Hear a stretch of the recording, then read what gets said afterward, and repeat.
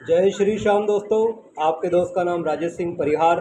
जैसे कि आप सभी जानते हैं कि हम डेली बेस पे XAU USD, XAG USD, BTC, Ethereum और निफ्टी इन सारी चीज़ों का एनालिसिस करते हैं।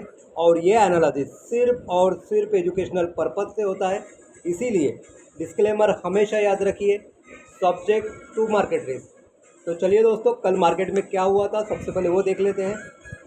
कल की तारीख 13 मई 2026 थी और कल जो बिटकॉइन में हमने पॉइंट दिया था उस पॉइंट से लगभग $2577 की मूवमेंट हुई है। इथेरियम में लगभग $85 की मूवमेंट हुई है। सिल्वर में लगभग $4 की मूवमेंट हुई है। निफ्टी में लगभग $320 की मूवमेंट हुई है। और एक्सयू यूएसडी यानी कि गोल्ड में हमने जो पॉइंट दिया था उस पॉइंट में लो साइड में $73 की मूवमेंट हुई है और कुल मिला के $190 की मूवमेंट देखी गई है। अब बात करते हैं दोस्तों आज की। आज 14 मई 2026 दिन की बात करूं तो गुरुवार। तो आज बीटीसी के लिए 180,523 का पॉइंट निकलता है। इथेरियम के लिए 2264 का पॉइंट निकलता है। सिल्वर के लिए 87 का पॉइंट निकलता है। निफ्टी के लिए 23,437 का पॉइंट निकलता है और गोल्ड के लिए 4692 का पॉइंट निकलता है। हमेशा की तरह मार्केट जब इस पॉइंट पे आएगा तो ही आपको एंट्री करनी है। अगर मार्केट इस पॉइंट पे नहीं आएगा तो आपको एंट्री नहीं करनी है। सेकंड चीज़, मार्केट जब इस पॉइंट पे आएगा तो उसकी मूवमेंट को वॉच करना है।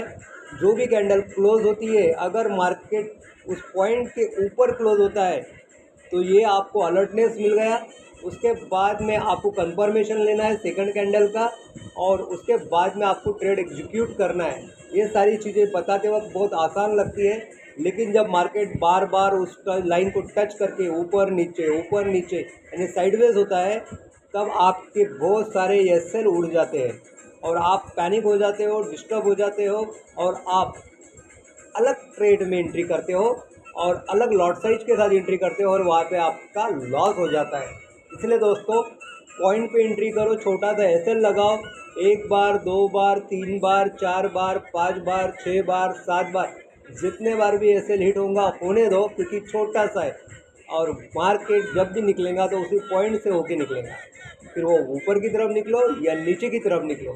सेकंड चीज़, हमारे पीएम नरेंद्र मोदी जी पूरे पब्लिक को अनाउंस कर रहे हैं, निवेदन कर रहे हैं, आह्वान कर रहे हैं कि गोल्ड को मत खरीदिए। तो दोस्तों, गोल्ड को खरीदना नहीं है।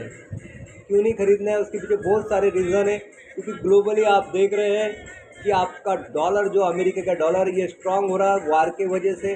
देन उनके बहुत सारे कुछ स्ट्रैटेजीज है उसकी वजह से, और उसका इम्पैक्ट जो हो रहा है ये पूरे वर्ल्ड पे हो रहा है।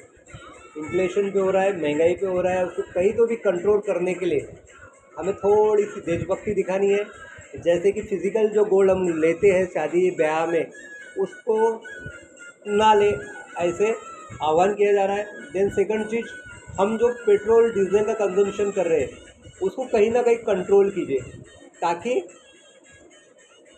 वहाँ पे भी हम कहीं ना कहीं कुछ ना कुछ मैनेज कर सकें। थर्ड चीज़, आप जो घूम रहे हैं, घूमने के ऊपर जो खर्च हो रहा है वहाँ पे भी थोड़ा कंट्रोल कीजिए। आपका काम जितना हो सके उतना वर्क फ्रॉम होम पे होते हुए अगर करते हैं तो भी बहुत सारी चीज़ों को कंट्रोल किया जाता है। जैसे वो कहते हैं ना कि 135 करोड़ जनता है और हर ने सिर्फ ₹1 भी अगर रोज़ का बचा लिया तो 135 करोड़ रुपए बच जाते फ्रेंड्स। बस यही लॉजिक से इसलिए आपको आह्वान किया जा रहा है कि आप गोल्ड मत खरीदो, ताकि गोल्ड का डिमांड ना बढ़े। और जब गोल्ड का डिमांड नहीं बढ़ेगा तो ऑटोमेटिक गोल्ड का सप्लाई बढ़ जाएगा और ऑटोमेटिक गोल्ड की जो कीमत है वो कम हो जाएगी फ्रेंड्स। क्योंकि आज गोल्ड ऊंचाइयों पे है, इतने वार होने के बाद में भी गोल्ड ऊंचाइयों पे है। तो दोस्तों, आगे तो बहुत सारी चीज़ें हैं, तो गोल्ड कहाँ जा सकता है। इसलिए आज आपसे निवेदन है कि गोल्ड मत खरीदो। ये फिज़िकल गोल्ड की बात हो रही है। डिजिटल गोल्ड में हम कंट्रोल नहीं कर सकते, क्योंकि मार्केट है, मार्केट में बाय भी होता है, सेल भी होता है और बहुत सारी कंट्रीज उस पर दाव लगाती है, वो उसको ट्रेड करती है। इसलिए दोस्तों, फिज़िकल गोल्ड पे ही बात हो रही है। अब बात करते हैं, हम जो भी पॉइंट दे रहे हैं उस पॉइंट के ऊपर जो बेस है वो है एक टेक्निकल बेस, जिसमें मूविंग एवरेज आप देख पा रहे हो। जितने भी मूविंग एवरेज है, एक simple moving average, exponential moving average, ये सारे इंडिकेट कर रहे हैं कि फिलहाल मार्केट का जो ट्रेंड है ये सेलिंग प्रेशर की तरफ है।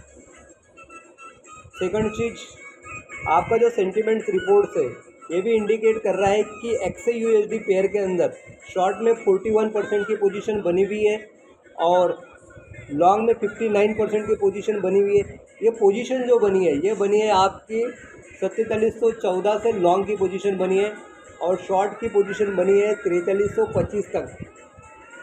यानी ये इंडिकेट कर रहा है कि मार्केट की बाय की जो ट्रेड एग्जीक्यूट हुए वो 4714 से हुए। अब मार्केट अगर नीचे चल रहा है तो सोचो बाय वाले सारे लॉस में चल रहे हैं, जो आज की तारीख में 59% है। और शॉर्ट की जो पोजीशन बनी है 4325 से, इन्होंने शॉर्ट लगा के बैठे, यानी मार्केट अगर अभी उससे ऊपर है तो ये सारे लोग लॉस में। इसलिए मार्केट आपको गुमराह करेगा, आपको कंफ्यूज करेगा और आपको पैनिक करके इधर उधर ट्रेड लेने के लिए मजबूर करेगा। इसलिए आपको एक ही चीज़ पे ध्यान देना है, पॉइंट पे आता है तो ही एंट्री करनी है, पॉइंट से जाता है तो ही उसी और एंट्री करनी है। लेकिन हम अभी कोशिश कर रहे हैं कि जितने हमको सेल की पोजीशन मिले उतने हम उसको ये कर दें। जैसा 4714 तक, उसके बाद में 4737 तक आप सेल को ही प्रीफर कीजिए। फिर आगे तो मैं डेली आपके साथ में कुछ अपडेशन देने के लिए। उसके बाद में दोस्तों स्ट्रेंथ मीटर भी इंडिकेट कर रहा है कि डॉलर इस समय थोड़ा सा वीक हो चुका है, यानी गोल्ड ऊपर जाने के चांसेस है, रिकरेक्शन करेगा, थोड़ा सा करेक्शन करेगा, बट ये समय समय पे बदलते रहता है। उसके बाद में बात करते हैं फंडामेंटल न्यूज़ की।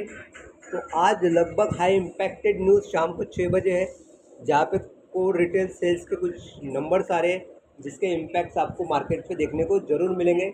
इसीलिए दोस्तों thank you so much, have a nice day, take care, जय श्री श्याम।